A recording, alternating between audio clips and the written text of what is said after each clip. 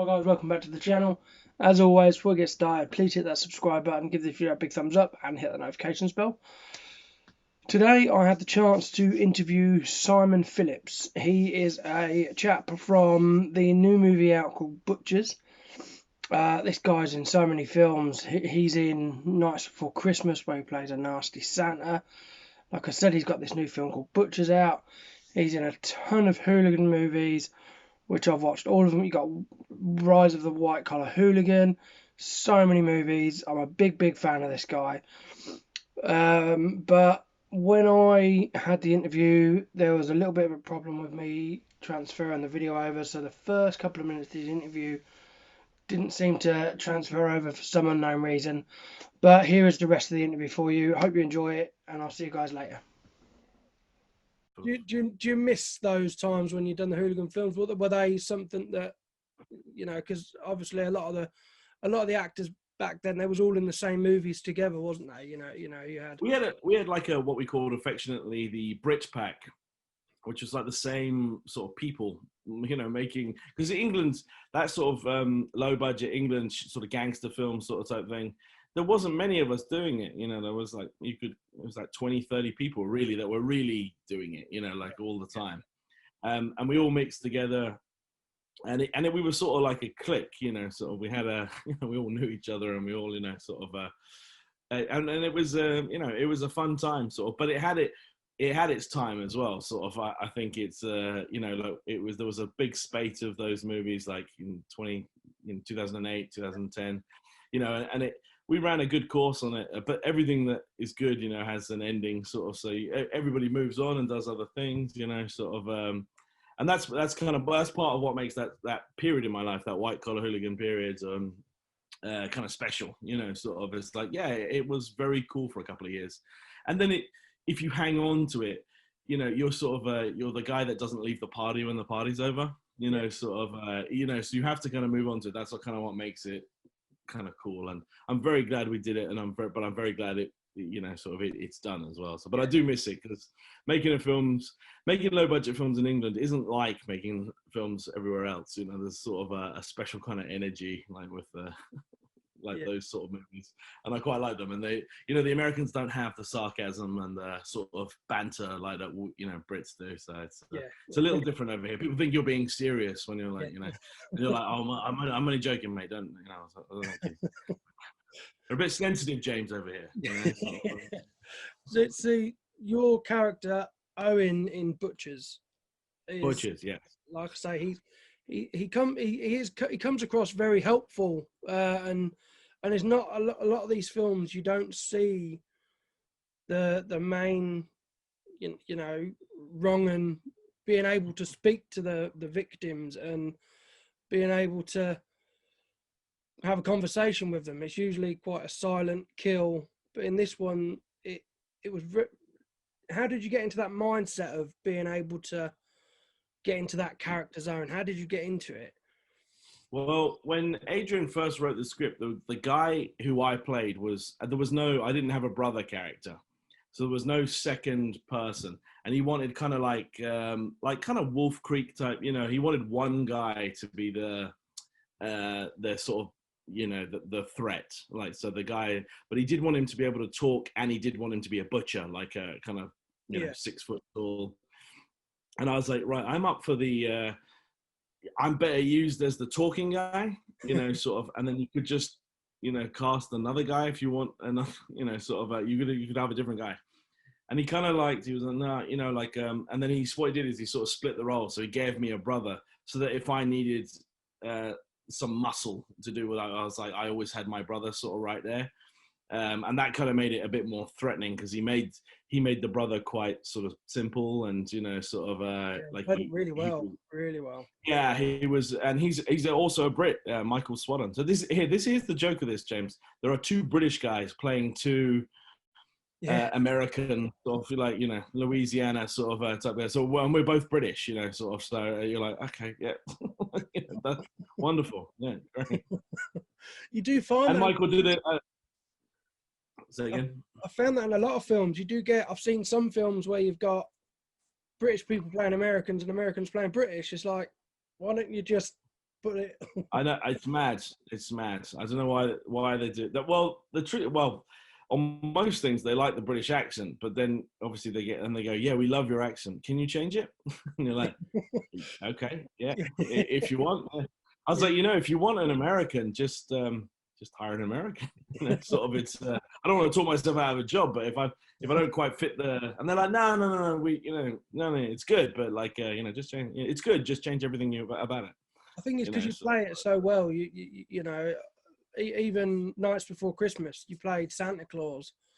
It's not one of the, I've not shown that one to the kids. I've not let them see that Santa Claus movie yet. But James, can you imagine how happy my mother was when I was like, I'm playing Santa Claus, and she was like, good, that's like something, and I was like, yeah, hold on, sort of, I am playing Santa Claus, and she goes, okay. I was like, but I'm playing a Santa that's like killing everyone, and she's like,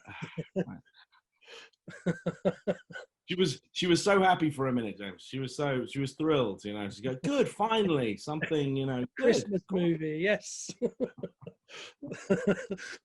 She's imagining like a Hallmark type, like good, that's great. Because I actually I interviewed a couple of weeks ago now somebody that you worked with on Nights Before Christmas, Keegan Chambers. Oh, I know Keegan. Yeah. We've done a few things, me and Keegan. Yeah. Because you've got a series on Amazon as well. What's that called? We have a series called Age of the Living Dead, and Keegan is also in. I think Keegan's in season 2 of that, which is we've done, and we're getting ready for later on this year. Yeah, it's all wrapped up and everything. We're just waiting for our release date from the good people at Amazon, and they'll tell us when we're going. And Keegan plays a vampire in that, and she played in the Nights Before Christmas. Obviously, she was in that as the girl who got away, sort of, and Santa catches up to her. Because again, that's another movie that's been left open, isn't it? It's kind of. Yes, I think I'm all right in saying that there's a third part of that heavily in the works. Yeah. So that was the thing with horror movies, like if you make one, it's cool, but if you make 2, you kind of have to make 3. Sort of. There's always this thing of like, oh well, it's got to be a trilogy then. Not many people make a horror movie then just make one sequel. They usually make chapter sort of 2 and 3, which is kind of cool. Sort of kind of easy. I'm not looking forward to being Santa Claus again because I have to get like hours of makeup and stuff put on and wearing contact lenses, and I fucking hate contact lenses. Because he's a proper badass Santa though, isn't he? He's proper. Yeah, I mean he's just crazy. Yeah, sort of crazy. But you know what's fun about that, right? Not that we should be talking about too much about that movie, but is that he gets all the other actors like Keegan and stuff like that, they get to do all the heavy lifting. They do all the serious work in the scene, and then I just come in at the end and like kill some people. And then people go, "Oh, your bits are the best bits," and you're like, I feel so sorry for everyone else that did like, I'm only in the movie for 10 minutes, but you're like, everyone's waiting for you to come. You're like, it's kind of, and everyone's talking about you. It's like those 10 minutes they overshadow everybody else's work. So people like Keegan must hate that. But for the new movie that's out, how's it been like advertising? Because everything, obviously, the pandemic, the way it is, obviously there's not a lot going in the big screens at the minute. So how's that? Yeah, I mean that didn't massively affect us. I mean we weren't a big screen movie. We are in some theaters in America right now, sort of with the movie. It all gets released on the same day. So I mean, things are difficult, but things are difficult everywhere. But this was always a sort of streaming, watch it at midnight type movie. So I don't think it affected this one too much. The plan was always kind of the plan with this one. We filmed it before the pandemic, so it didn't hurt the filming process. And it was. I think it's going to roll out fine. All it needs is an audience to find an audience, people that like it. Yeah, there's a lot of them out there. Like I said, I know a lot of people who enjoy horror movies do enjoy that outback kind of middle of nowhere murder scenes, and I think it's got enough in there to keep people. They don't have to wait long, do they, to see something happen? No, they don't. There's a funny thing, because I feel like, sometimes when I talk about a movie, I feel like, if I say it to you normally, I was like, well, it's 4 kids get trapped in the woods and then some evil guys stalk them. And then you have that thing of like, yeah, I've seen that movie before, I'm sure. And you're like, yeah, the story isn't different, but the way it's been told is kind of different. You know, like it's kind of, I don't want to ruin things for people, but there is like Adrian, the way Adrian sort of designed it is, it's kind of very creepy, you know, sort of, and there's a lot of that in it, sort of it. You feel very claustrophobic, and it feels, you know, sort of creepy. So I think what they've done there is a great job. It just it's a different sort of movie. So it's not like, as well, I compared it to like The Hills of Eyes or Wrong Turn or Wolf Creek. I think it's got more in line with, I don't know if you saw Wolf Creek, but like I think it's got that. It's got more of the creepiness of that, you know, sort of, but in an American sort of setting. And also it's set in 1998, so, which I love, because I hate mobile phones, and I hate how connected the world is. You know, the world was a lot scarier when there wasn't help very nearby, you know, sort of, and this is what Adrian's done a great thing of setting it, you know, sort of at that time sort of period. Because that's my thing as well. With these mobile phones in the movies, they always get their phone out and they go, I've got no signal. I can't call it. But on a phone, the first button you can press is an emergency call if you don't have a signal. So you can, and it doesn't matter. You're like, you can, and not being funny, where are you that you have no signal? Like in the world. Exactly. You know, I was like, come on, there are very few places in the world that you don't have signal. And like you say, you can always make an emergency call. It's, and what's annoying about it is as soon as they pull out a phone, you know that they're going to say, I've got no signal or my battery's dead. Like they have to say it, because otherwise people will be like, just get your phone out, you know. So it's kind of an annoying line. It has to be there, you know. I liked the little. Actually, I can't say because it's about the film, but there's a scene in there when they're in the car at the beginning. Yeah. And he says something about in 25 years, you know, and that makes sense. Like, so I liked it. Yeah, I did enjoy. And I also noticed as well. I don't know if like they're in the gas station. I like there's little touches that I noticed, like the missing picture in the window and stuff like that. Oh, good. Some people kind of miss that, but obviously the girl is Samantha, you know, sort of who's I think it's all right to say our opening victim, as it were. And there's little touches of her sort of. I think I make a promise to her in the first scene that I'll put up that poster, you know, sort of, and I stick to my word. The poster's there, sort of. So those are really nice touches that, you know, Adrian again is the one that put those in, sort of, and I'm glad when people catch them, because they're not very obvious, you know, sometimes, but I'm glad that people do find it eventually. It has, like I said, it's. I think there's so many more ways that it can go after that first movie. I don't know what the outcome's going to be in the second movie or the third movie or whatever, but the first movie for me has left it that there's so much more of a story still to come out from this lovely family. Lovely, this loving and close family. Yeah. If it's a nice story about family values, I don't know what is. Hallmark for some reason said no to it, and I can't put my finger on why. I don't know. So what have you got next in the pipeline? What's next for you?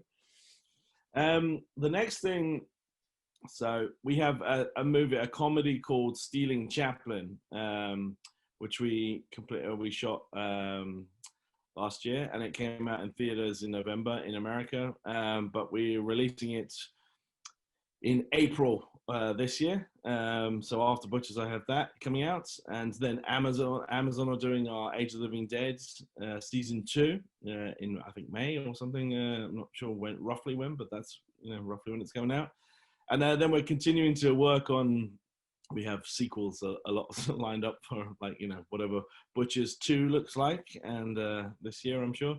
And also I have the third Christmas movie, so Nights Before Christmas sequel, so which is the third, because the first one was Once Upon a Time at Christmas, and then the Nights Before Christmas. So the third and final part is setting up to be a great story. The third part, I'm going to tell you this, probably shouldn't tell you this, but this is the third part of the story is Die Hard, basically, in a toy store.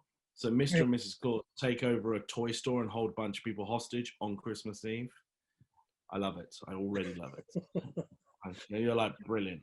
Like, I did notice as well, you've even got a little Funko Pop of the Santa now, haven't you? I do. Where is that? Oh, I haven't got it here. Yeah, I do have it. They sent me that one as well, so that's fun. I've got one, Mr. and Mrs. Claus. I've got two of us actually. Were they made just for you, or? Yeah, they were made for us by these good guys. The Cerebral Customs people made it for us. They're like just promo material for. They go, hey, they make it like a bunch of cool things, and I'm like, this is amazing. You know, sort of. I had someone else that. Oh wait, hold on. I had someone make me as well a little Mr. and Mrs. Claus Ah, in Lego form, and I was like, this is amazing. that's crazy. What people will do now for you is staggering. Yeah. So lots of stuff coming up. It's good to be busy. So I'm very lucky. Not many people are working quite as much as Yeah, we are. So so it's lucky to be doing stuff with a bunch of people. yeah.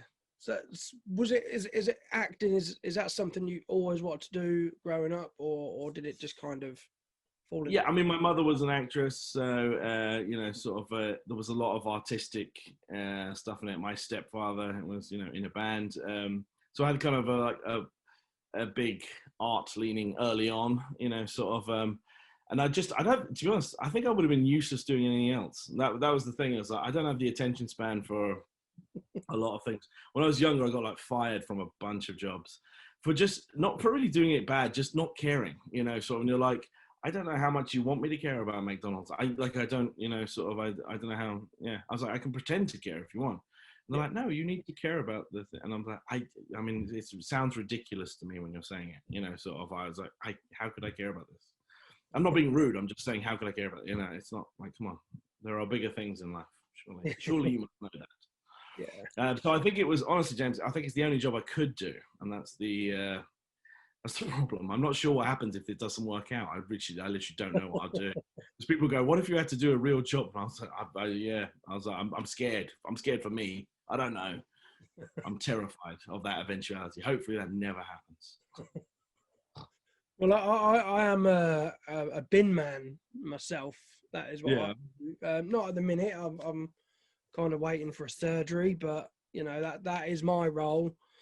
Uh, Well, everybody has different roles. I don't like this thing as well that people get defined by their job, because it's not necessarily what they. Do you know what I mean? You're like, yeah, you could be a bin man and not be. You're like, well, that's my that's my job, but that's not who I am. Some people, that is true. But if you're a doctor, you're like, I'm a doctor, and you're like, right, well, that person is a doctor. It probably forms their personality a lot.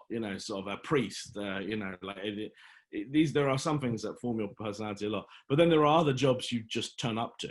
Sort of, yeah, as like you can do them. Sort of. But they're not. I don't think they define you quite as much. I mean, it doesn't matter in some respects, and it doesn't, sort of. I just don't think sometimes when you say people, what do you do, and they're like a waiter, it's like they're a waiter. That's what they're doing right now, sort of. It's not and it's not really their interest, You finally get to know the person, and they're like, you're a waiter, but they're a musician in the evening. Do you know what I mean? Like, sort of, their real passion is something else. Not many people. Like, I'm such a lucky fucking person. I was like, I get my passion happens to be my job, sort of. So, but it's not everybody gets that. that's why I do these. That's why I do the reviews and try and interview people. I've been quite lucky the last few months that I've been able to interview quite a few people. I've got a few more lined up for the future as well. So for me, it's more of a hobby and a passion. But Yeah, you I know, mean, I think it's the more that you do. I don't mean to talk down about this, obviously, but the more that you're a bin man, and you do something maybe you don't like doing, the more important it is that you spend extra time doing something yeah, you do love doing. Like, sort of, if that's uh, everybody needs to go to work, sort of, everybody needs to pay rent and so on and so forth. But the more you do that, the more it's important that you do things that you're passionate about, sort of. And I realized that after a long day of work, that gets harder, sort of. But you just got to make the time, sort of. It's like anything, you make time. That's just part of the rules. yeah, yeah. So keep doing it, James, is what we're saying. Yes, I know. I've got, like I said, I was meant to come over to America in March, but obviously we're now grounded Yes. as such. So that's all been put on hold. So hopefully there'll be some more chances to get over there and meet a few I people. think it will. If this pandemic has taught us anything, it's to appreciate what we had before. Because people were like, I think people were taking a lot. I mean, I used to travel a great deal, like with work, sort of, and then that became a lot harder. I mean, we still Yeah. did it, but stuff. Oh my god, I've just totally remembered. I'm going to sound like an absolute idiot with this. I've just forgotten two movies because I was thinking, did I travel? Also, James, I don't know how I've forgotten about this. I'm in a film with Mel Gibson, called Pat. Called Pan. I sound like a right idiot that I've forgotten this now. I'll tell you why, because I had a very small part in it. I'm in a film with Mel Gibson called Panama, and that comes out sometime in May. And I also did a film with Jonathan Rhys-Meyers and John Malkovich Yeah. called The Survivalist, and that comes out at some point next year. How did I forget those two massive things I'd done? When you were like, "What are you up to next, Simon?" And I blanked those out of my mind because I was a small part in each of them, so I wasn't a big part. But I did go, and I had to travel to go and do it. I filmed one in Puerto Rico, and I filmed the other in New Jersey. So I was just thinking about when I last got on an airplane. Anyway, those are the other two things I probably should have mentioned. My agent would be watching this and he's like, Simon, how the hell did you forget that? And I was like, yeah. I don't know. Anyway, the point is that we're all gonna when we can travel again. And I say this as someone that I used to go home to. London is home for me. And my family, my mother's there, my father's there, my brother's there. I miss being able to go home, but obviously it's been very difficult. And it also, if I couldn't ever go home, my family used to be able to come to me for Christmas and things like that. If I had to stay here, and obviously this year they couldn't do that. Sort of. So yeah, it's been a pretty lame 2020. But hopefully, when we get out of this, we'll all have a bit of more of an appreciation of man. Life is short type stuff, and you never know how the world is going to change. Yeah. Talking of movies and stuff, like I don't think people like you're in a massive amount of movies, aren't you? You've got quite a big movie list behind your name now. Probably now, yeah, sort of. But I've been doing it. I'm old, James. I've been doing You're it the for a same while. age as me, believe it or not. Oh, are you 40 on the dot? Yeah. I'm actually a little bit older than you. I'm 41 next month. Well, you're only just I'll be 41 this year. I know. I only look 20, 21, but I Oh, can't help that's exactly what I was going to say. Actually, I was going to say you don't look 40. And then when you said, "Oh, thank you," I was going to say, "I'm sure you did once." Like 10 years ago. James, this is why they don't let me do these things very often, because they go, "Don't insult the guy asking you questions." I'm like, yeah. You're right. I shouldn't do that. Yeah, but I'm British, so I can understand the humour. Yes. See, that's whereas anybody else would be like, "What are you doing?" I'm like, "Oh yeah, sorry."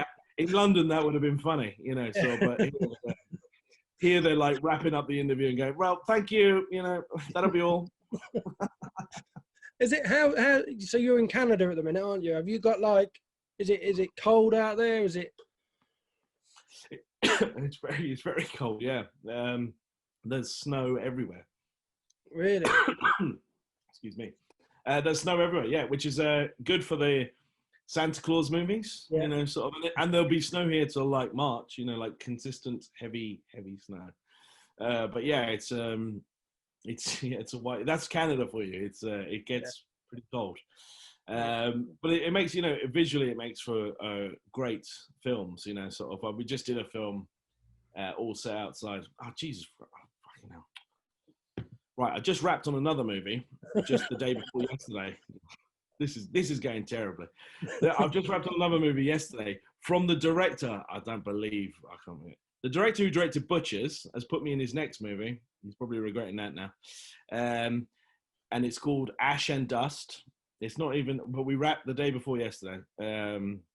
So and it's set outside in the snow. And it's the same director as Butchers. And in fact, it's got some of the same casting. It's got Michael Swanton in it, who plays my brother in Butchers. Yeah. So I wrapped on that the day before yesterday. So hopefully that'll be out towards the end of this year. I've forgotten most of my, this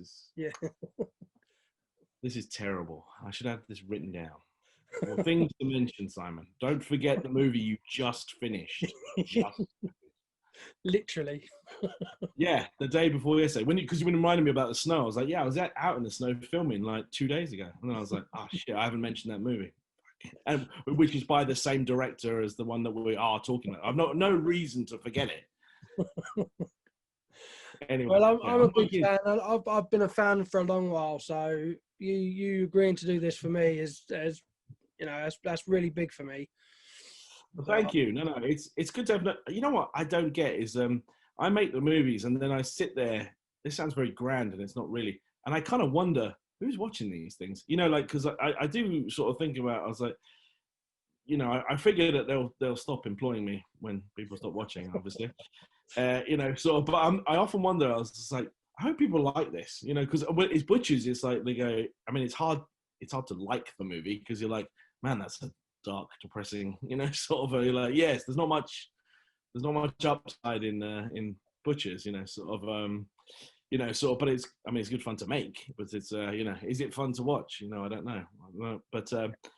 The horror community have been. I used to make a lot of hooligan movies, as you know, and that crowd is a good. They're a good. They're very good. Their feedback, they're energetic, and the horror crowd are great. Like the horror, you know, if you're in a horror movie and you've got a horror movie out there, like people are like really supportive of it, and you're like, oh man, you're like, and they go, yeah, I love it, you know, and you're like, oh man, that's good because sometimes I don't hear, and I'm like, I wonder. I was like, yeah, is that movie a bit much for people? You know, sort of. I'm sure you know that there's a scene in Butchers that is a bit. There was a bit of debate about whether it should be there with a knife and stabbing. Yeah, yeah. Without Yeah. spoiling anything for anyone. But I was a bit. Even I was like, "Fucking hell, mate, it's a bit much, isn't it?" You know, sort of. You know, That was a bit savage. Yeah. it was, yeah. And even for me, I was like, "Gee, I mean, I'm all up for horrific shit, but Jesus Christ." Now. But anyway, he was like, "No, it's kind of shocking." I was like, "Yeah, I know. Yeah, I mean, yeah, all right." It's like, "Hey, man." I should be watching it again tonight, I'd imagine, just to, you know, just in case there's little bits that I missed. Yeah, you know, you get something a bit more from it second time around. I've seen it a few times because we watched it. I was lucky enough. I watched it with all the cast and crew, sort of ages ago. I saw some things in it I didn't notice before when I watched it a second time around because I wasn't there for all of the filming. So it was nice to see my co-stars, you know, all the kids, all, you know, Julie, AC, and James and Freddie. I missed some of their filming when they were still on the road and stuff like that. I wasn't there for all of those days. I was there for one of them. So it was nice to see all the really good work they did. Again, it's that thing. They did all the heavy lifting, you know, sort of establishing all those characters, and then we just come in and like, you know, me and Michael come in and just have a lot of fun killing them all, you know. I shouldn't have told you we killed them all. I'll edit that bit. No, it doesn't matter. I'm sure people know by Butchers that somebody's going to die. Yeah, I haven't said who. There you go. I haven't said who dies. Yeah. Maybe somebody lives. I don't know. Yeah. I've ruined it all, James. This is why they give me scripts. This is what you say. Don't say anything else. Like, right. Yeah. Oh dear. Right. So I'm going to let you go, but I honestly can't thank you enough for agreeing to do it. Anytime, mate. Anytime. Well, I'll tell you what. I'll come next time we do something that's coming out. Hit me up and we'll do this again. And I'll promise I'll try to give you better information. I'll try and remember what it is. Write a script. I'm going to write a little post-it note or something and put it next to me. So I'm like, right, I've said that. I've thanked this guy. I've thanked that guy. Do you know, if I ever get an Oscar, I won't. But if I ever get an Oscar, I'm going to be one of those people that goes, I'm, you know, not going to thank anyone. It's all down to me, to be honest. This is all my achievement. And that'll be out of fear that I'd leave someone out. Like someone key, like my mum or something. You know? But anyway. All right, mate. Well, thank you for talking, mate. And let's stay in touch and let's do this again. This was fun. Definitely. Thank you very much. Cheers, James. See you later.